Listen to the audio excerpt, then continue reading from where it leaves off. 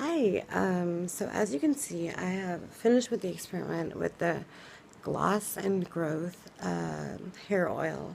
I left it in for about 3 hours, and as you can see, it is pretty glossy. Also pretty oily. Definitely, it was difficult to get any of that oil out in the shower without any traditional shampoo. Um, so I don't know. I'm gonna leave it like this overnight and see what it looks like in the morning. See what it looks like the next day. If I need to use shampoo because I've got something really important to do, I'll do that. But yeah, I'm just gonna let it see where it goes. It might just become one of those like a weekly treatment I do before my shampooing day. So because I really do like the results.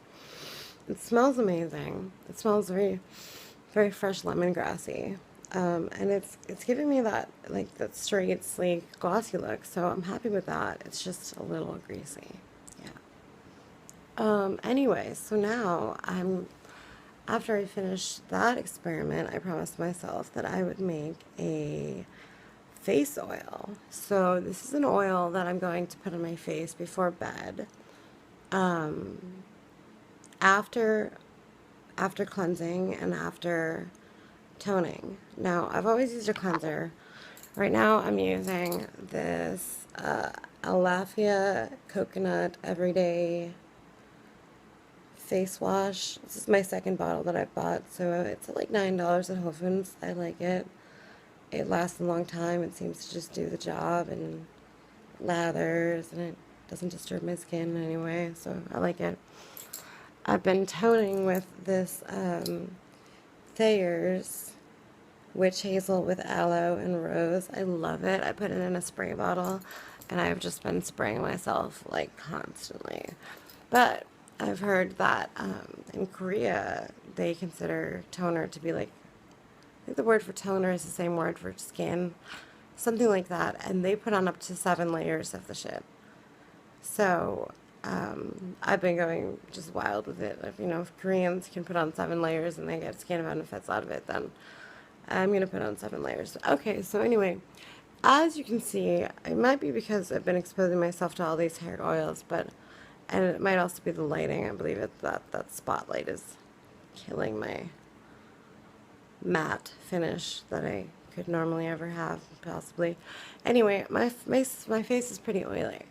But in the winter months and even the fall months, it gets pretty dry as well. So it gets dry in spots. The chin, the cheeks, the lips definitely, T-zones, and just all over the place, mostly oily. So I guess I have combination skin. I've always sort of said that, but I don't know if it's a cop-out because I just can't commit to one type of skin. It's definitely not overly dry all the time, although I've gone through times when it's been really fucking dry that I needed something like serious to counteract the dryness. Maybe it's normal. No, I don't think it's normal. I think it's combination. So I looked up recipes for the best combinations skin patterns. And I came across a lot of different essential oils that are good for that. It's weird because some of them are for dry skin, some of them are for oily skin, some of them are just for all over. For example, lavender. Here, I'll show you all the oils here. Yeah, lavender is good for just about every kind of skin tone. It's calming. Excuse me. Yeah, it's a calming kind of, let's get a good, yeah. It's a calming kind of thing. It's just what does wonders for the skin. I haven't heard anything bad about it. Everybody says it's lovely for any type of skin. So I put 4 drops of that. Oh, I forgot to say, I started with jojoba oil, which is supposed to be really good for the skin. Face skin, it actually mimics the skin's own oil producing sebum, I think they call it, or sebum. So it's your face sort of like thinks it's natural. It says gentle use A gentle oil useful for removing makeup, cleansing clogged pores, softening skin, and moisturizing. And it really does all that. It's really a wonderful oil. So that's my base. That's my carrier oil. We have the lavender, lemongrass, which fights acne and large pores and enhances the skin's glow. So that was kind of more for the oily side, but also was recommended for normal skin as well. Geranium was a big hit on the internet. So geranium slows the production of oil, and it also increases the amount of oil depending on what your skin needs. So it's like this psychic oil that brings you or takes away the oil that you want on your face. So yeah, it also helps reduce breakouts and helps the skin to feel more elastic. I'm reading my notes here. Bergamot. Love bergamot. It's one of the reasons I got into essential oils. I wanted to smell like green tea all the time. I'm sorry, Earl Grey tea.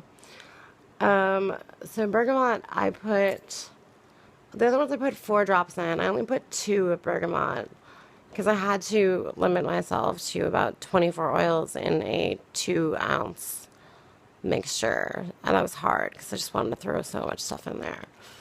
Bergamot is supposedly good for any skin type. It cleans the skin of toxins and bacteria. So yeah, and it kind of smells nice. So put that in there. Patchouli was well recommended for combination skin.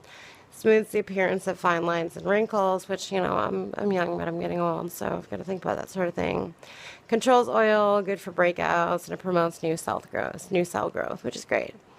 And so there were 4 drops of that, and then 2 drops of orange, largely for the scent, but it's an antiseptic and anti-inflammatory, and it helps blood flow. So those are my, you know, that's what I did there. I put it in a spray bottle because I love putting spritzers on my face. If I turn this way, can you still see the oil as much? I don't know. It depends on the angle, right? No, it's oily anyway. Anyway, I've already washed my face, despite how it looks so oily, with my cleanser. I've already toned my face with the witch hazel, which I also use in a spray bottle. And I'm going to apply some of this oil, which I just created as a face oil, which I'm going to leave on all night long. Or at least until I get up to pee or something. I don't know, my take off. It smells very floral. Not the most enticing scent. It's definitely a big mixture of different things. It sort of looks and smells like apple juice.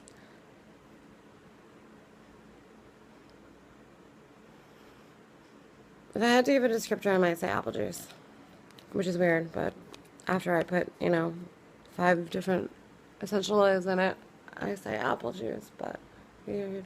Alright, spritz.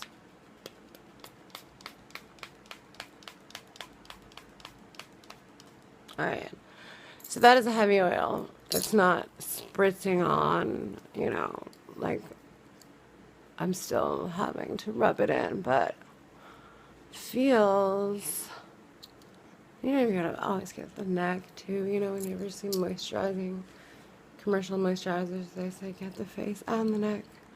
It feels amazing. And remarkably, my face is really no more shiny than it was a couple minutes ago because it was so shiny to begin with. I don't know why. Actually, I'll tell you why. It isn't always so shiny. In the last video, it was probably not so shiny as I used this Benefit Agent Shine Zero pore refiner and anti-shine powder. Really good product from Benefit. I love their pore professional line because I've got the big pores, which perhaps are doing better now that I've been taking care of my skin better, but I still get large pores. And that line of beauty cosmetics is really good for looking like you're not oily and porous when you really are. So anyway, Very oily. I think I'm gonna go to the bodega and get like a juice, and they're gonna look at me like I've just been doused in Crisco, but it's just the bodega in Harlem at 4 in the morning, so it's pretty normal considered, all things considered. Yeah, so I don't know what I call this, but I'll let you guys know how it works out. I think I might do this nightly. I really like the way it feels. I really feel like it's a great moisturizer. I wouldn't wear it as a daily moisturizer into my makeup or just, out and about because it's super greasy. Maybe, maybe I'd take like a dime size piece and rub it a little over if I was feeling a little dry. But I would definitely not do what I just did. But for sleeping and for treating my skin, let's see. Maybe I'll look years younger and less porous and less shiny and more beautiful. Cheers.